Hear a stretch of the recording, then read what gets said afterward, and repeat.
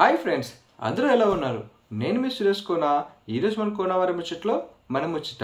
మీ పిల్లలు ఏడుస్తున్నారని లేదా అన్నం తినడం లేదని చెప్పి మొబైల్ ఫోన్ కానీ ట్యాబ్ కానీ ఇస్తున్నారా? అయితే మీరే మీ పిల్లల ఆరోగ్యాన్ని లేక వాళ్ళని ఒక తప్పుడు మార్గంలో పెడుతున్నారు. దీని గురించి తెలుసుకోవాలంటే వెంటనే ఈ వీడియోని చివరి వరకు చూసేయండి.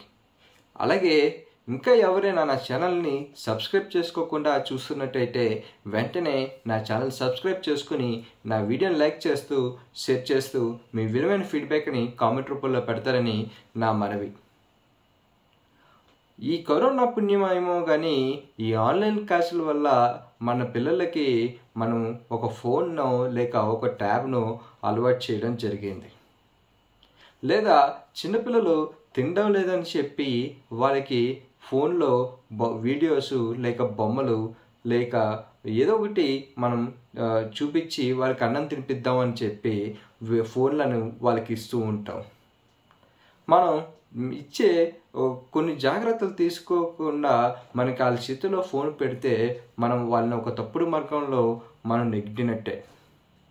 ఎందుకు ఈ విధంగా చెప్తున్నానంటే ఈ మధ్య మన యూట్యూబ్ షార్ట్స్లోనో లేక ఇన్స్టాగ్రామ్ రీల్స్లోనో వస్తున్న కొంచెం వల్గర్ కంటెంట్ అంతగా పిల్లలకి మంచిది కాదు.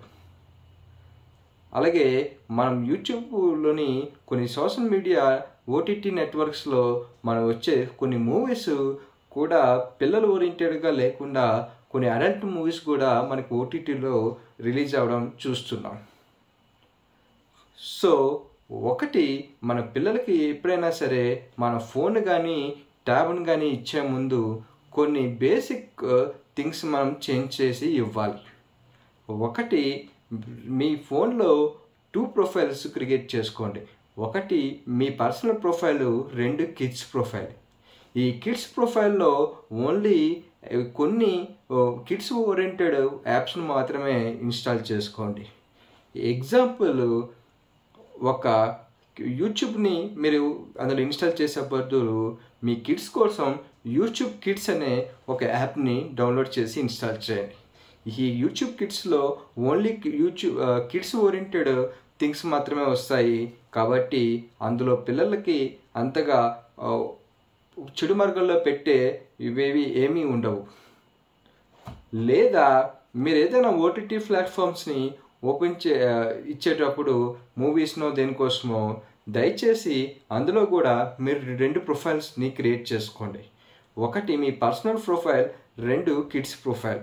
ఎప్పుడైతే మీరు కిడ్స్ ప్రొఫైల్ క్రియేట్ చేస్తారో ఆ ప్రొఫైల్లో ఓన్లీ కిడ్స్ రిలేటెడ్ మూవీస్ మాత్రమే అందులో డిస్ప్లే చేస్తారు.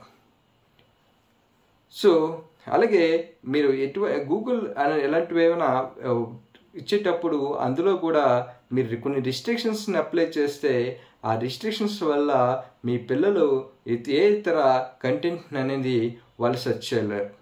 ఎగ్జాంపుల్, మీరు కిడ్స్కి గూగుల్ క్రోమ్ ఇచ్చే బదులు కిడిల్ అనే ఒక సెర్చ్ ఇంజిన్ మీరు ఇన్స్టాల్ చేయండి. అందులో ఓన్లీ కిడ్స్ రిలేటెడ్ థింగ్స్ మాత్రమే సెర్చ్ అవుతాయి. రిమైనింగ్ ఏ ఇతర ఐటమ్స్ అనేవి మనకు రావు.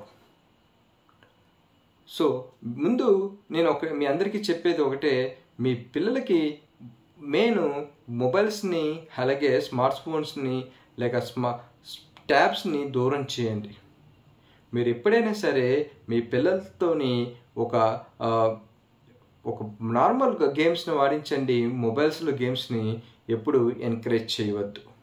ఎందుకంటే రోజు రోజుకి పిల్లల్లోని చాలామందికి ఈ దృశ్యలోపం అనేది సంభవిస్తుంది. మనం చూస్తూనే ఉంటాము. ఒక చిన్న పిల్లకి కూడా మన స్పెక్స్ పెట్టుకొని వాళ్ళు స్కూల్కి వెళ్తుంటున్నారు.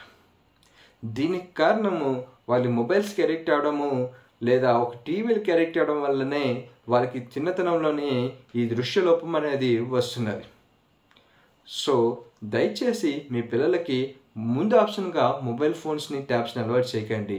ఒకవేళ ఇవ్వాల్సి వస్తే ఈ కిడ్స్ ప్రొఫైల్స్ అనేవి క్రియేట్ చేసి ఇవ్వండి.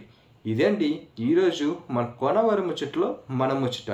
మళ్ళీ సరికొత్త ముచ్చటతో మళ్ళీ కలుసుకుందాం. అంతవరకు సెలవు. దిస్ ఇస్ సురేష్ కోనవారి ముచ్చట్లు. జై హింద్.